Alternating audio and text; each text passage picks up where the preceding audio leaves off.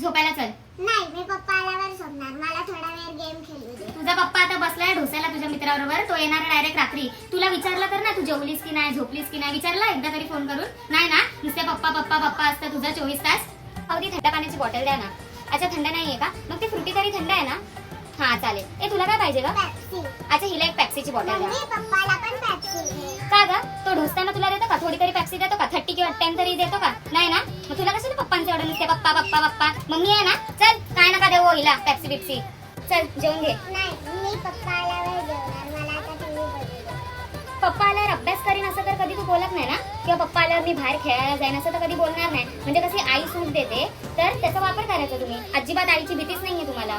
Mummy, पप्पा तर तुला खाते. पप्पाला फोन करून बोलू का? तुला काय का सकाळपासून मी सांभाळते, तुझी शी मी धुते, तुला अभ्यास मी करवते आणि तुला काय पप्पांचा पुळका? हा मी घराबाहेर आणि पप्पा आल्यावर यायचं.